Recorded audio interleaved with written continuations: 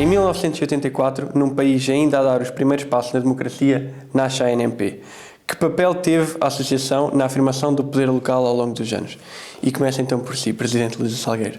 Bom, muito obrigada. Antes de mais, queria relevar a importância de termos momentos como estes de conversa e de promoção do trabalho que a Associação Nacional de Municípios vem fazendo ao longo destes 40 anos.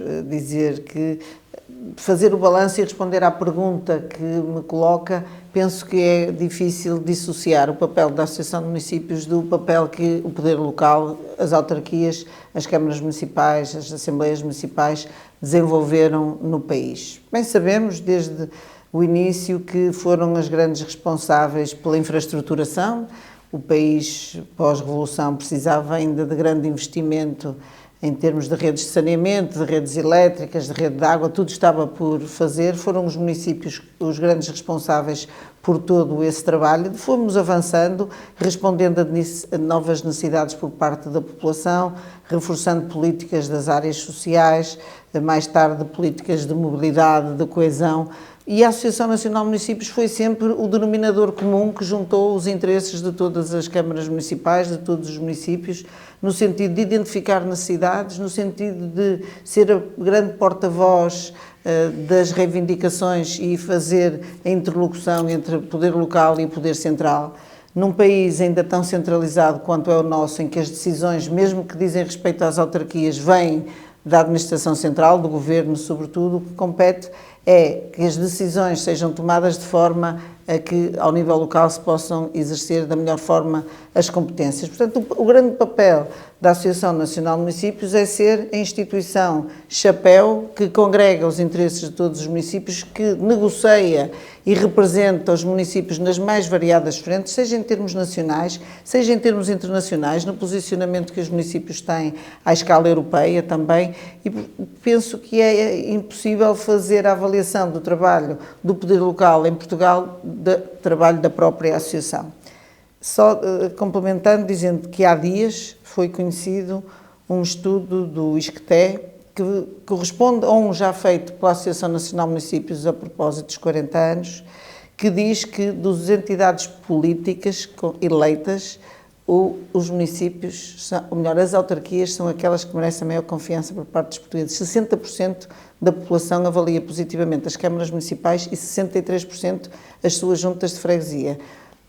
De onde se pode concluir que o grande nível de resposta às populações está nos municípios e a grande instituição que representa, valoriza, fomenta e acrescenta o trabalho dos municípios é esta associação. E é esse o balanço, em síntese, que eu faço nesta ocasião, de uma forma muito resumida, digamos, porque tínhamos de percorrer todas as áreas de intervenção dos municípios para percebermos o papel que a associação tem tido ao longo destas décadas.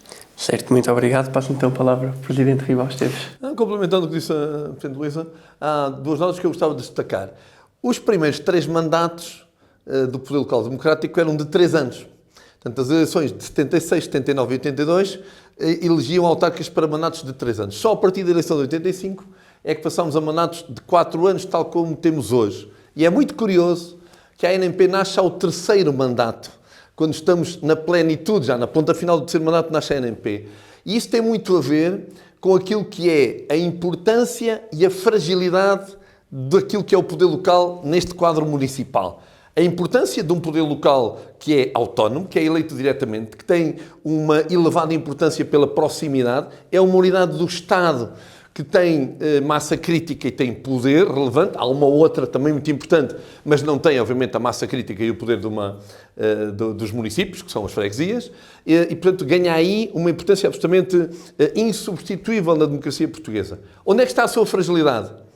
Na pequenez do tamanho de cada um dos 308 municípios portugueses, que não dá capacidade política autónoma para ser interlocutor, nomeadamente junto do governo do país. E aí nasce uma necessidade muito óbvia de nos associarmos para termos uma voz com poder, com relevância, para ser interlocutor, nomeadamente junto do Governo do país, junto à Assembleia da República, para legislar, para gerir estas coisas muito importantes de como é que se financia, do acesso aos fundos comunitários, etc. E, portanto, é muito interessante esse nascimento, porque ele não nasce de um ato meramente teórico de que, ok, vamos fazer uma associação.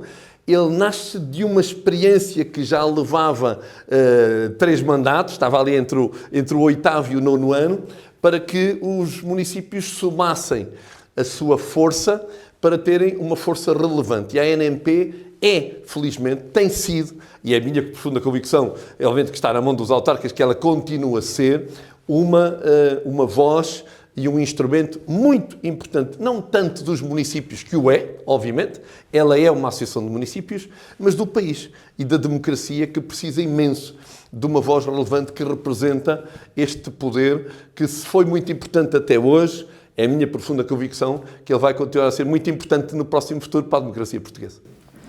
Muito bem.